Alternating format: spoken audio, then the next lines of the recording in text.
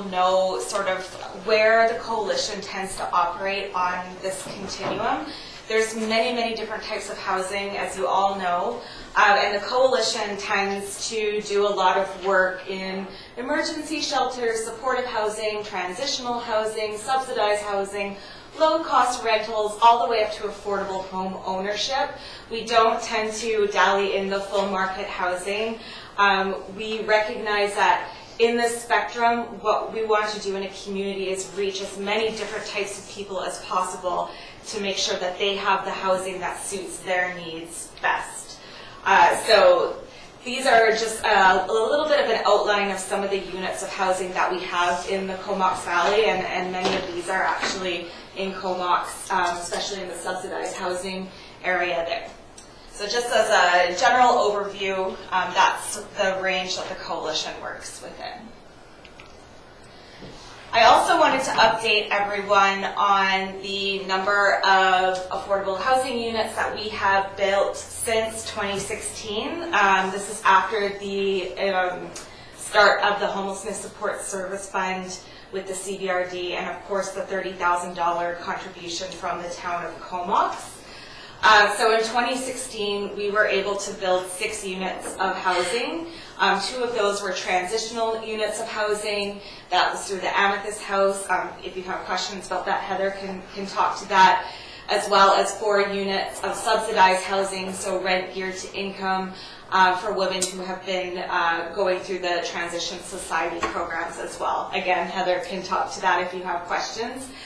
So that was the first year we were able to do 6 units. And in 2017, 13 units of supportive-like housing came up through mental health and substance use. That was at the Ryan Hill Apartments in Courtenay. And the folks who can access those suites must be taking programs through mental health and substance use. And that wasn't through the CBRD or Town of Comox contributions. And then in 2017, we have 6 units of transitional housing that went through with the Salvation Army. That was through their own fundraising and campaigning work. And those are now happening. I think that they're starting to work on the requirements to have people actually be going through their programs for that. And then Dawn to Dawn, with the help of the Town of Comox, the $30,000 contribution last year, were able to successfully purchase 2 units of condos, both occupied by a single mother and her young infant and a senior woman. So that's been going very well. So total in 2016 and 2017, since the coalition's been really active in advocating, we were able to secure 27 units, which I don't think is too shabby at all. In year 2, part of the funding that came through with the CBRD, the Homelessness Support Service Fund, also went towards the Wache Friendship Center, Macola Housing, the Braidwood Project, which I'm sure you've all heard about. So those 34 units are supposed to be occupied in early 2019, I think January. The construction is in process, and those won't be supportive housing units, but they will be supported in that they will have access to other community agencies to help with what they need. So that's another exciting addition to our community, another 34 units.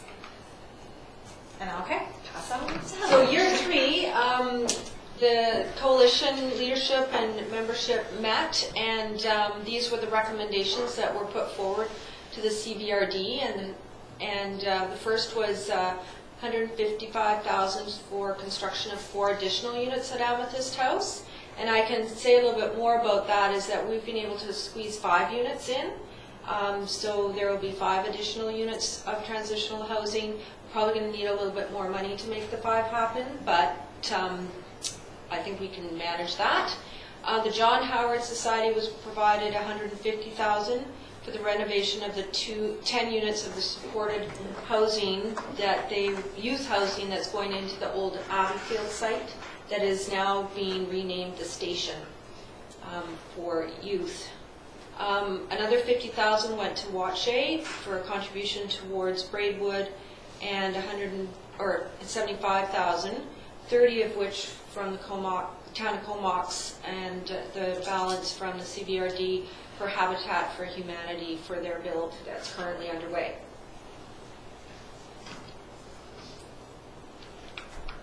Oops, wrong one. So, sorry, can you go back for a second with that? Certainly. Is the regional district contribution 180 or 150? Oh, sorry, I forgot to mention that we had a contribution from Kensington of $250,000 for which was written into their agreement with the regional district, and they Right. provided the cash up front in December, and so that was added to the pot, and we were able to do more. So, where's the regional district money in this? It's all just, It's all mixed up in the regional district money plus the town of Comox plus the contribution from Kensington. so you're suggesting that 30,000 from us would go into the Habitat thing, but what if we said, no, we wanted to go on the other pieces? It wouldn't really matter, would it? No, I don't, it wouldn't matter. No. That was completely arbitrary, Yeah. how that was decided, just sort of, okay, you go. But it's Because, yeah, you have- completely You arbitrary. haven't shown, well, I guess you've shown the 45 for Yeah. CBRD, but obviously that could be coming from the Kensington money too, right? Exactly. Okay. that's fine. Exactly. Thanks. That money was put directly into that support service. So we're just calling it CBRD. Okay. So the supportive modular housing, there was a call last fall, and several organizations expressed interest. We advocated, began the advocacy with the city of Courtenay. Some councillors on that municipality went to bat. Anyways, land became available, and in fact, on Monday, I was at the third and final reading, and it was passed. So they passed the rezoning requirement, and it was quite emotional, and it was extremely exciting, and everybody there was feeling really proud of what they've been able to accomplish. So that build will start this summer, apparently, and hopefully be ready for occupancy before the cold weather late this fall. And that's the modular housing. All right. So that's another 59 units of affordable housing, which includes the 2018 recommendations that we're working with right now, which will have been supported by the town of Comox and the CBRD. 65 units have been funded through other sources for a total of 124 additional affordable housing in the Comox Valley.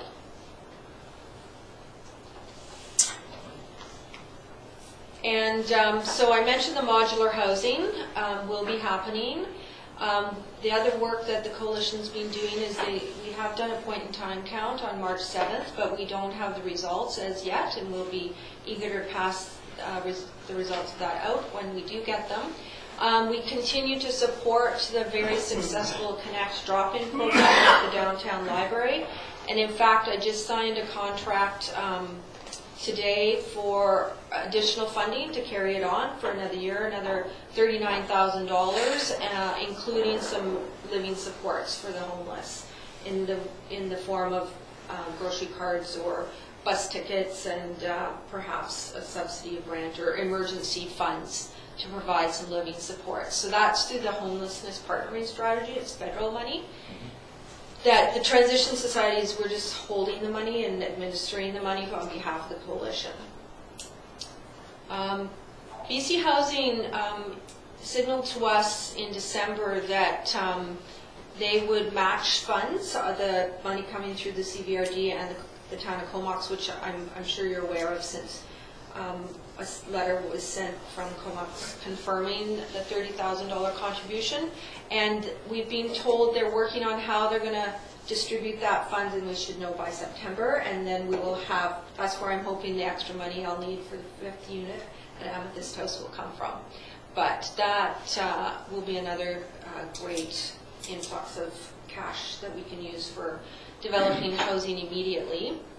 We're working to build relationships with local developers or builders in the industry locally on what they can do to contribute to the homelessness issue. And I think a shining example of what can be done is our relationship with Peter Croonan, who, he's a builder, he wants to make a living, but he has land and he's willing to sell it to a nonprofit. And that is where our fourplex came from. And we actually have 2 more that we're going to be working on through the Affordable Housing Fund that the province announced in April, I think it was. And those requests for proposals are due in September. But there may be several other opportunities to access funding through that program. But again, you need the land. So we will continue to search for and ask for contributions of land and cash so we can take advantage of these opportunities. The contribution from BC Housing on that one is they will contribute $100,000 per unit, and it's mixed, meaning it has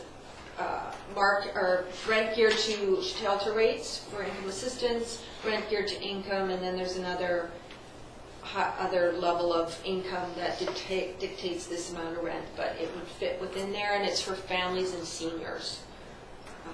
So that's happening. Yeah, I think that's... Oh, I know. I was going to tell you about another call-up that came out, and it's due in July, is second stage housing for women. So we'll be responding to that, and in that particular call, you don't necessarily have to have the land. It's an expression of interest again, and BC Housing will own the building, and then you get an operator, just as they've done with this modular housing, is BC Housing will own the building, and they've selected John Howard to operate. So that could mean some great things for women and children. We just dealt with a woman and her 4 kids who had lost their housing this week and had nowhere to go. And there's not a lot of places that are affordable and can accommodate that. So the need is not getting any less. Any questions, members of council? Go ahead, Councillor. Heather, I'm just wondering, how is the coalition working? Is it working well? I think back to a few years ago when we would have all 19 of your groups coming asking for money, and it was almost competitive, and of course nothing happened. And so the results are certainly there. Is the board functioning well? And yes, I would say it's functioning very well. It's not without its work, because we all have our mandates, and there's still limited opportunities or funds available, but so far, whatever challenges there's been, they've been negotiated, and we continue to operate by consensus and speak with one voice. So I think it's a real success, and we have been able to get results that haven't been had for many, many years of. So is it the choosing of projects, like there's a lot of different needs in there and a lot of different groups with different ideas, and I mean, it seems, we found it really difficult, but we're not experts in that field anyway, but, so is it actually the choosing of the projects that, do you have problems that way, or did, it's got to be, interesting. Gotta be I don't think interesting. so. I think this year we were able to provide everybody, all the organizations that had requested some funds towards their projects, some of the funding or all of it. That was easier this year because we had that money from Kensington, and I would encourage regional districts, municipalities to continue in that vein to help support the homeless. There was a little bit of negotiation, but. It was consensus, and we all came to an agreement in that room about how the money should be distributed, and then that's what got brought forward to the regional district. I think by this point, especially, there's been a level of trust that's really been developed through all the different agencies, and we're going into our 3rd year now, so everyone kind of understands the process, and it actually is a really magical experience to go into a room and people are doing the give and the take, and this year, we were going to give you 50,000, but it's actually not going to work this year. Okay, that's fine, I'll step back. Next year it's my time to shine. That sort of a thing has been going on. So. Well, it seems like a really unique setup in some respects, and maybe a model that is definitely working. And, you know, from the sounds of that, and the results are certainly there. So it's good. Good on you. Thank you. We have been approached by several different other communities across Vancouver Island about this model and about the Homelessness Support Service Fund and just the referendum and the way everything has been put together. So I think that's also a testament to how strong things have been for us. Excellent. Thank you. Councilor McKinnon. Yes, Ken, Councillor Grant asked a great question there, and I know attending the meetings that firsthand to observe that working at the power of a coalition is to address the needs of the community and put self-interest aside, and it's wonderful to see. Also, I think the recognition with the different agencies that there is power in applying to the feds and to the province in particular when a coalition applies for grants, because it's seen as having community support as opposed to the province having to decide between individual agencies that all have good intentions. The other thing that really impressed me, and you touched on it a bit, was that the cultivating the relationship with local developers, and that's the coalition that's taken that first step to do so, and had a good reception. And that's something that maybe was different, but you referred to, Councillor Grant, way back when it was organized by politicians as opposed to leaving it to a coalition of practitioners in the field. The results are there. They're in black and white, and it's a model now that I think is being looked at by other communities. So kudos to the coalition, in my opinion, from a distance. All right. Councillor Swift. Thank you, and thank you for the work that you're doing. It's challenging on many levels, I'm sure, but we can see the results, and I think it's fabulous. I'm wondering if there's any interest or suitability to any of the lands and having a discussion with Glacier View. I'd be talking to them. Yeah. Because they've got a lot of land. Yes. You need land, and Yeah. so.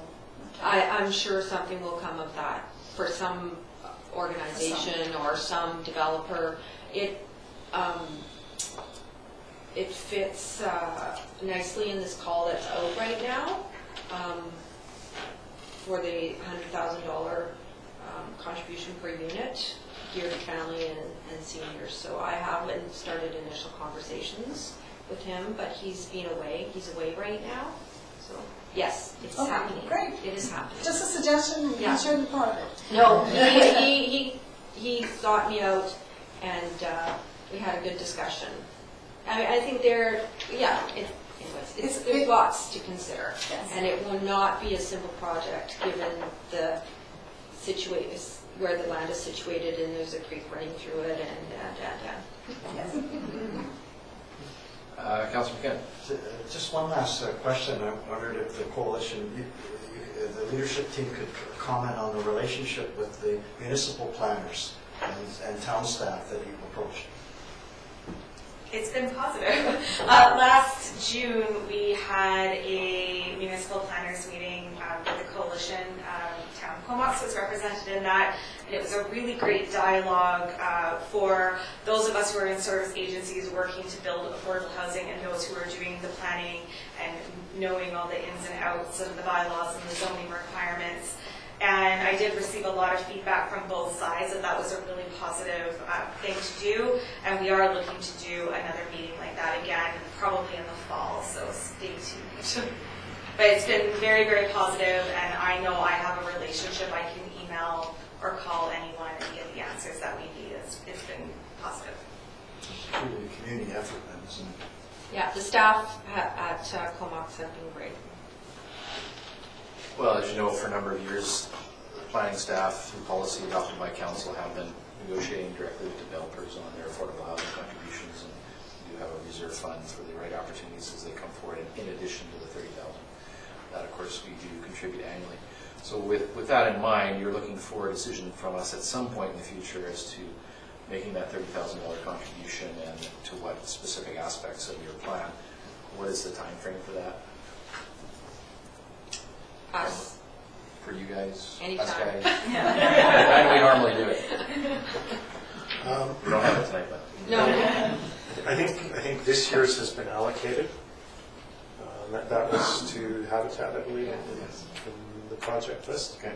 But I believe it normally occurs it'll be towards the end of this year, November, December, or Okay. January, February of the year. So we just continue to engage with you on that. All right, good, thank you. Great. All right, well, thank you for your Thank presentation. you. And good luck on the Habitat Vote. All right, so we'll carry on with the agenda. We have a number of staff reports here for receiving comments or questions. So the first one is the fire department report for the first 4 months of this year. I'll receive that. All those in favor? Motion's carried. Fire chief is here and ready to answer any questions that you may have and provide any further updates you may request. Go ahead. Well, just to say, a great report and a lot of good work, and I hope that the firemen who were involved in the accident down Island are all okay. And pass on our regards. Councillor Adams, sir. Thank you. Good afternoon, sir. The more I learn about our fire department, the more I find it's hard to understand why there's the kind of turnover that you're getting. So what is the reason that these young people keep coming and then going? Well, in a nutshell, the two biggest things would be lack of good work in the community, good paying jobs, and the other one is affordable housing, which ties in with our last presentation, is that the ones that are working here can't afford to live in the basement suites or the apartments. Interesting. And so they go to the bigger centers for work, so the Vancouvers, the Calgarys, the Edmontons. So we just have to keep working harder, and then you won't have this turnover. Is that what you're telling me? I mean, this has been going on for years. The numbers change every year, but it's not new. It's probably at least 20 or 30 years of six or eight people a year. It seems to be a higher number lately, but of course the department's getting bigger all the time too. So we've just taken on 8 new members in the last 2 weeks been with us. So, we're not having a real difficult time finding these new people. We're just having a difficult time keeping them. Right. But most of them aren't leaving because they don't like us. They're leaving because. Well, I didn't think that, Yeah. for sure. So I knew there would be a reason. Thank you.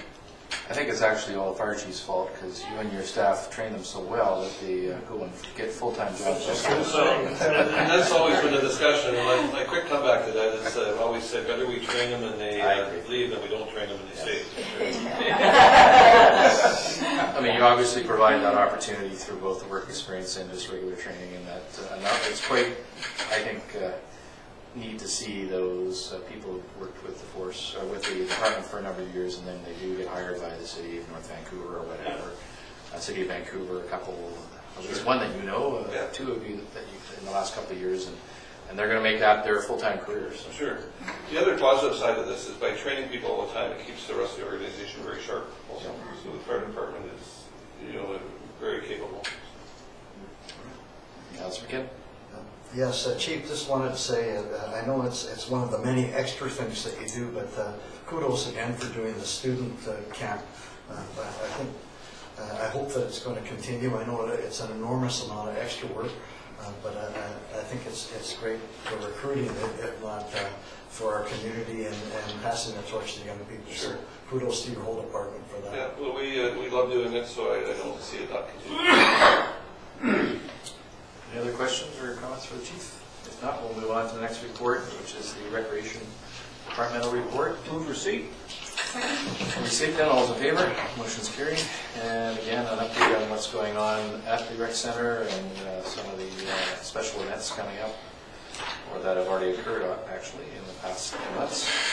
And our rec director is here for any questions or comments you may. Go ahead. I'm just wondering about the Marine Park sale buildings. I noticed you say we have 38 rentals year to date, which seems like a fairly good number actually to me. Is that a good number, or is it a little low, or is it gaining speed, or how is that going? It's really hard to say with it being the first time we've had rentals in the building January to April. so I have nothing to compare it to.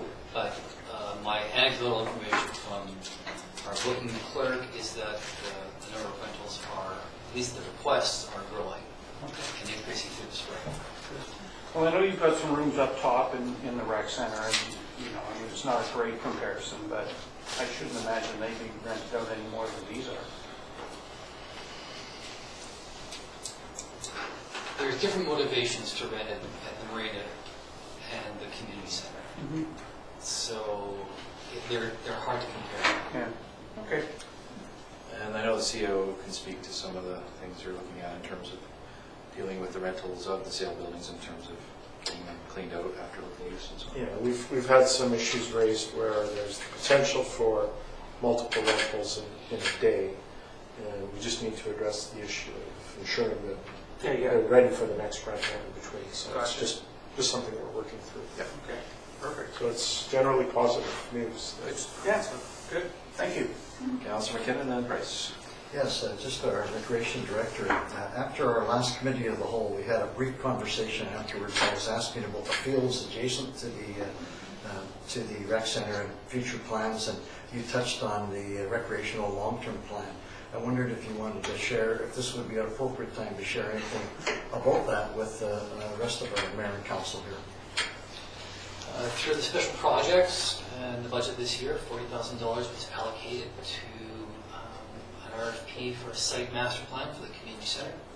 That would be looking at 3 basic topics. One is future expansion of the building, so what the footprint will look like, or if we're building up in situ.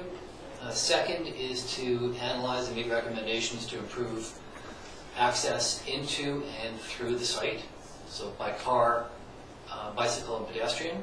So how people are coming to the community center and how people are moving through the building. So for instance, we have lots of parents with kids that travel across the building in the morning to go to school at Broad Road. Right, so analyzing that and figuring out a way to maximize it and make it safe.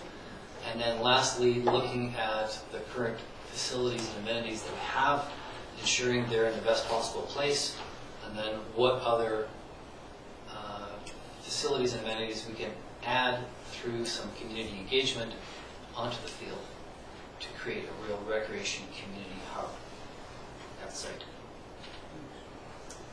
Thank you. And yeah, you provide us with the pictures and maps showing where you put the speed bumps and the no parking signs to improve safety. I have seen vehicles go through there at a great rate of speed, so it's good to slow them down a bit. Councillor Price? Yes, and thank you for the report. And with the splash party in the park, did we have any of the cell buildings open at the time?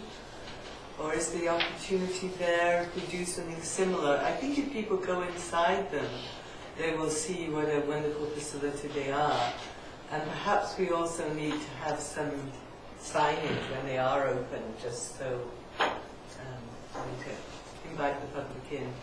Is that doable when we have events, or is it too much? No, absolutely, I like it. The sale buildings were used at the event, but I don't think we had any signage to invite them inside. But I think that's great, and that's something that we'll do. Great, thank you. Any other questions, comments? Seeing none, we'll move on. Thank you, Director. Move on to the engineer's report on capital operation status for receipt. Move receipt. Second. Receipt done, all those in favor, motion's carried. And our engineer is here for any questions you may have. Stunning. So the question I have would appear is that for the most part, the paving projects for this year are pretty much done. We'll be resurfacing ones we had on our capital and our finance plan are done. We're just going to get started with our patching, paving, and grinding is coming up in the next few weeks. What was the last thing you said? And grinding, Grinding, crack sealing. Yeah. And line painting is part of that? Yeah, and that's scheduled as well, so we should see that happen shortly. Okay, good. Councillor Grant. Thank you. Shelley, under engineering, something caught my eye where it says upgrade Balmoral outfall to Brooklyn Creek, and you had to come up with an alternate design due to costs. Could you tell me a little bit more about that? We have an outfall that's on the north side of Balmoral, going into Brooklyn Creek. It was part of the design of the resurfacing of Balmoral and Torrance that we did, was to look at this outfall. The engineering design that we got from it exceeded this budget by quite a bit, so we're now looking at an alternative to maybe abandon that and try to redirect the drainage somewhere else so that we can have less of an impact. It was just really difficult to get to where we needed to along the Brooklyn Creek corridor, so we're thinking of, looking at a whole different route. That's something that could be within our budget. So we're just taking a scan back to look at what's the best solution, budget-wise. Good answer. Thank you. Any other questions? Okay, we'll move on. Thank you for that report. So we'll move on to the Parks and Property Management report for receipt. Move receipt. Receipt then, all's in favor? Motion's carried. Some exciting news there on the Harborwood Park Playground. CEO was telling me that installation's begun already, so there seems to be lots of excitement. It has. The kids are chomping at the bit. And what's your time frame for completion on that one? Estimate would be by the end of the month. I suggested to the CAO that perhaps they want to get council out there at some point to do a little photo op and celebrate that. That would be great. As most of us, not all of us, are aware, the Lions subsidized that with a very generous donation of $50,000. So it's a great opportunity to elevate their prominence in the community as well as ours and celebrate another partnership. Yeah, good stuff. We can help thank them and we'll coordinate that through staff. Councillor. So now who's chomping at the bit more, the kids at Harborwood or the pickleballers? I would say honestly the pickleball folks. Yeah. That project is going well. It's well underway. Yes. Yeah. We're now the excavation and out haul has been completed. We're now in hauling the pit run and getting ready for compaction of the sub base. And it's moving full steam ahead. So it's good to see it finally getting underway. Yeah. We'll report out as each stage is completed, and hopefully we can get this completed in a timely fashion. Excellent. Well, thanks for all your work on that. It's well needed. Councillor. Yes, I'd like to ask a question now. Just the wayfinding project, I know many of us on council are excited about that, as we always included that in our strategic plan. It's so nice to see that the phases have been put down, and just wondered if you want to make any comment on that. And it's exciting that it's heading to conclusion soon.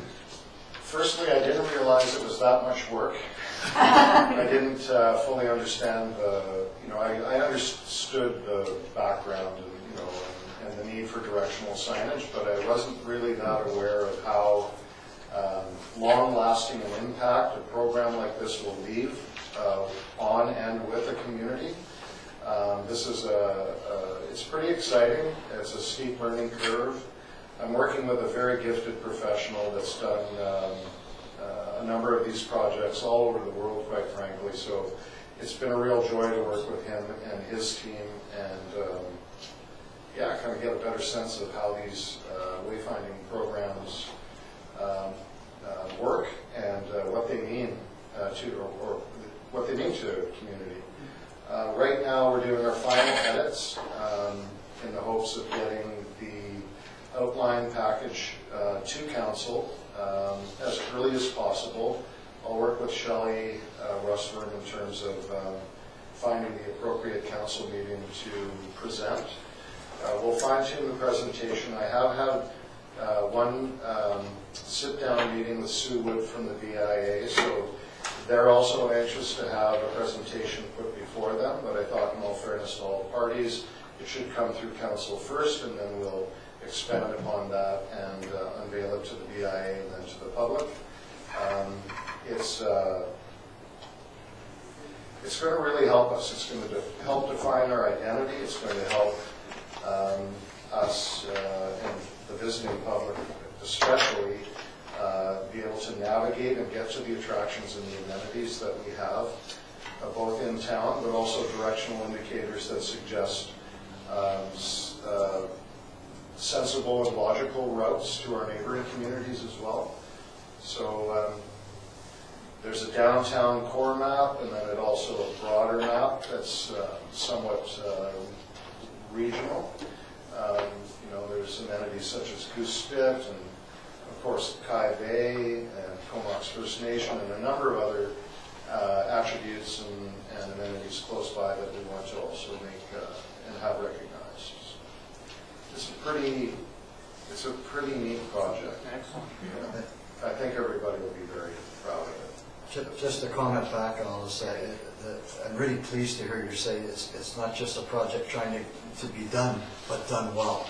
And I think if it takes longer, that's fine. We want to see something done first class, and it sounds like you're looking at this from all different angles. We certainly are. It's a very serious, long-lasting, it's going to be a part of our community fabric for decades. So we need to get it right. Councillor Swift. Thanks, Al. I don't think we appreciated how complex this can be either. And how did you decide on this consultant? How did you find this person? In conversation with my counterpart with the Village of Cumberland, Kevin McFedrin worked with Matthias on their wayfinding and signage initiative up there. When I went up and spoke with Kevin and looked at the product at the end of the day and looked at how beautiful from an aesthetic point of view and how well integrated and celebratory of their history and heritage, it's just a wonderful package. So I have the utmost confidence based on Kevin's recommendation, and having gone through and threaded through their product and walked the sites and looked at the finished product, have the utmost confidence in the consultant we're using. Great, thank you. Good. Anything else? Seeing none, we'll move on. Thank you. Thank you, Director. So we have the Planning Building Departmental report for the first 4 months for receipt. Move receipt. Second. Receipt that, all's in favor? Motion's carried, and our planner is here to answer any questions or offer any comments to the planner you may wish to make.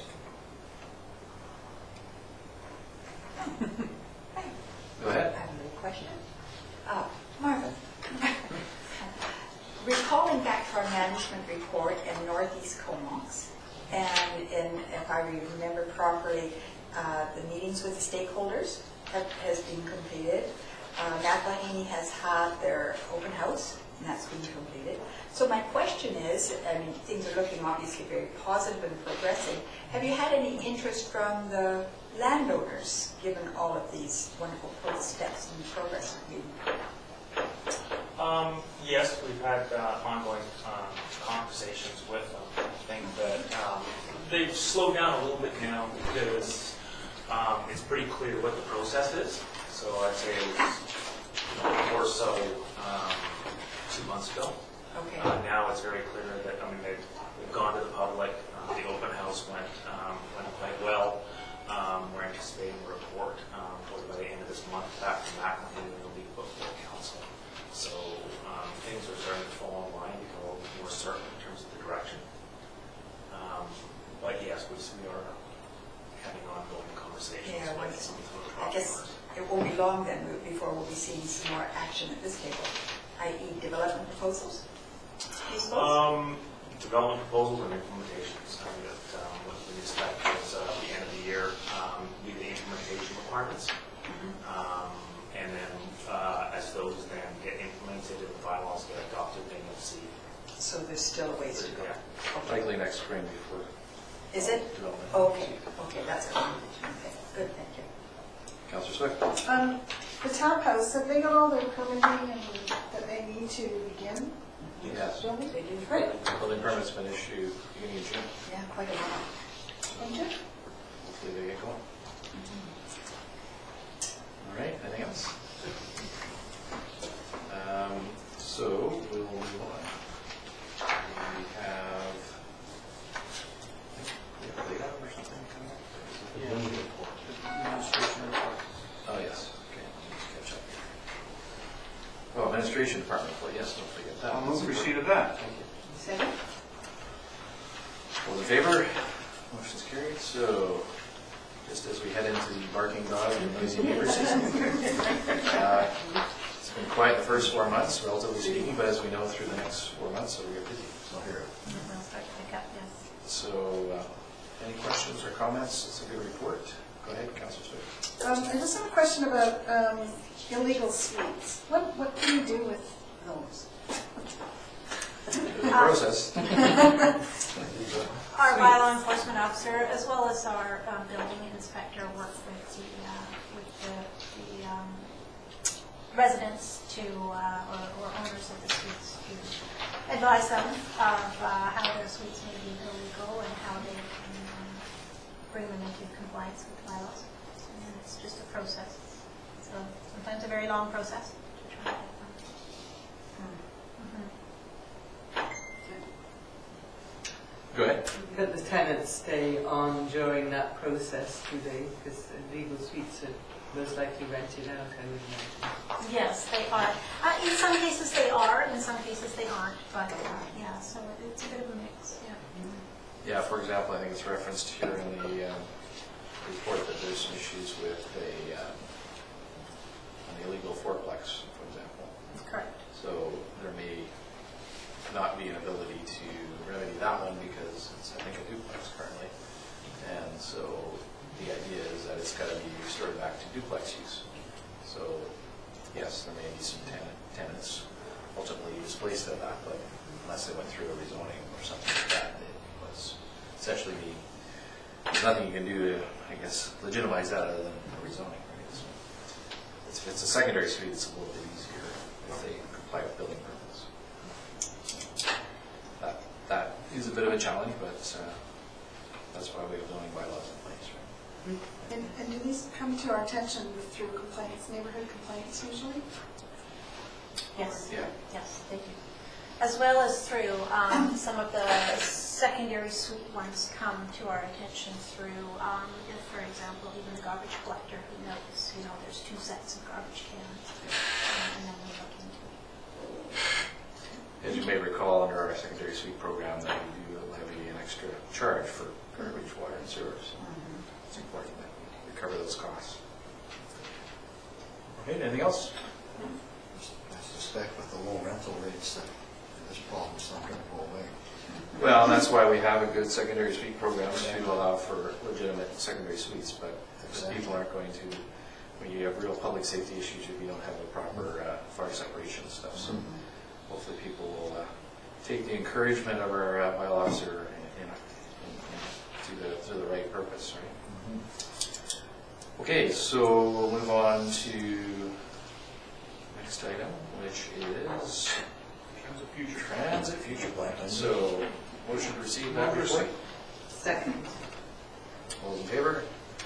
Motion's carried. So this is from our engineer, a good report on where it's going in the very near future by September in terms of the bus stops along Comox Avenue and near the mall there. So, any questions or comments? I think we did have some presentation on that before, so just a slight modification to that in terms of removing one more parking stall on Comox Avenue, but then getting that back on Port Augusta. So no net loss of parking, just in a different location.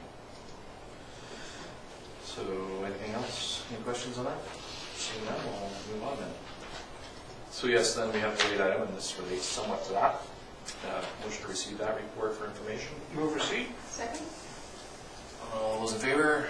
Motion is carried. So we had a report on downtown traffic intersections at a previous meeting. And this is an update on that, consistent with what the transit plan is all about. And also just to note that the Comox Avenue Church Street intersection changes will be deferred for the time being, to give people time to adjust the other changes that are referenced in this report. So I don't know if there's other questions or comments. Go ahead. Just clarification, the proposed Comox Avenue Norton Street intersection, we're keeping one of those crosswalks that goes across the road? Correct. And are we're keeping the one in that's highlighted in red? No, that's taken out. That's the one that's taken out. Yeah, Okay. for the bus stop. Oh, for the bus stop, okay. Okay, thank you. Main reason anyway. I mean, it was also going to be taken out before because it was, duplicating and confusing to have two. Yeah, I was just thinking it's just close to the entrance to the mall. I was wondering if it'd be better to keep the other one, but I'm sure we've looked at it many ways. Any further Yeah, comments? thank you, Your Worship. Just basically, you're right, it was presented in May that we would keep the one to the west, but due to the transit and with the exchange that we looked at this and thought, well, you can keep the one to the east just as easily. It's a little bit closer to the mall, so they can get across. So one or the other was, thought we would reduce that, and so just want to update council that it's the opposite crosswalk that was originally presented to you in May due to the bus stop that's required on Comox Avenue. That makes sense. So in terms of time frame and communications, what's the plan for the town to implement these changes before September, and then also communicate what's going on? Well, all of these 4 intersections that was presented to council in May was at the open house. Okay. I received pretty much verbally good positive. I think we got 1 comment sheet back in support of the safer intersections. I haven't reached out to BIA, but I can do that. But the 2 intersections that need to be implemented for the frequent transit network to take, when that gets rolled out, will be September, so we're hoping to get it done this summer. I'm just curious if there'll be any signage put up in advance of these changes like they've done in other places, traffic pattern change. Correct, yes. Yeah, we'll have those all up as well, yeah. And yeah, I think it would be personally anyway a good idea to communicate that with the BIA and they can advise their members. It's actually not a bad time to be doing it with all the stuff that's going on Comox Avenue right now anyway, to throw the changes in. Yeah. Well, as you know, progress without change is our motto. So I have to trademark that before Dr. I think it was Sue Wood. In any event, no, obviously, we've had a newsletter go recently with the tax notice. I'm not sure there's information in there on that. And not the one that went out with the tax note. So it might be a good idea to look towards the end of the summer if we're doing another newsletter to include that. And you can never communicate enough, of course, Facebook and all that. And still nobody knows what's going on. I know. It's, yeah, I mean, it's one of those things. Hopefully the newspapers, we can send them a press release at some point. Go ahead. This isn't on the agenda, but I was asked this question today, and I was almost in an accident down on Comox Avenue the other day, so I'll ask it. The new development by Back Road and Comox Avenue there, can you just refresh my memory as to what the long-term plan is for that intersection? It can be a scary one at times. There's a traffic circle in some future plan. Yeah, Shelley can speak. It was traffic circle was the last that I remember. I believe it's in 2020. I believe that traffic circle is second in line. Our traffic study that was done in 2011 identified the roundabout at Comox Avenue in Bordello as being the one that should be done first. We do have it in our financial plan to review our traffic study next year, so I'm going to get them to look at those 2 roundabouts and see if we're still in line of which one has a higher priority than the other. So we'll review that next year as well, just to make sure that we're still on. So if I understand you correctly, Shelley, you're going to have a relook at it, and just for timing and to compare it to the other roundabout at Comox Avenue in Bordello, but ultimately the long-term plan is to have a roundabout at that intersection. Okay, thank you. But at this point, there's no money allocated in the financial plan other than for potential design or redesign. Correct. Yeah. We don't have the money to build it yet. Both these projects are DCC projects, so they're pretty much funded, I think 90% or 99% on DCC funds and reserves, and the last time I checked, we didn't have enough funds. Well, they run about, what, $1 million per roundabout, give or take? Yeah. Give or take. It's more take than Yeah, so I mean, it's certainly in our plans, it's just to how we're going to do it, when we're going to do it, and how we're going to pay for it. All Are right. there ever any grants available for roundabouts, if you can show that there's... ICBC has in the past, they supported the one down by the traffic circle, and who knows, with federal provincial infrastructure programs, it's always a possibility. So having the plans ready to go. Sure. Yeah, I mean, by the time we get this all figured out, that's probably by the time some of that federal money will be flowing. It's, as you know, through the regional district, it's not coming until 2021, 2022. So maybe by that time there will be some available. I mean, we've had success in the past, I'm sure we will in the future. All right, go ahead. Just a layperson with a comment. The traffic circle, I'm trying to get my head around coming up the hill, the Comox Hill, and coming to a traffic circle when cars are generally accelerating as opposed to slowing down. And, that's a question that has been asked and probably will continue to be asked. Is there an answer in that regard? As part of the traffic engineering design, they'll just take all of those factors as part of the design and implementation of it and reviewing all of those issues, right? Speeding, alignment, volumes, sight lines, so those would be all factors that they would implement in the design. Yeah. The very essence of the traffic circle, the way it's designed and intended to operate, is to slow people down as they come into it. And that's what creates the safety aspects of it.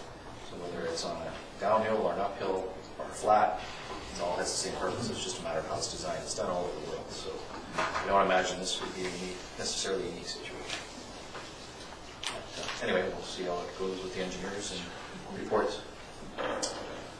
All right, so anything further? I think that's our agenda for this evening. So motion to adjourn the meeting. Second.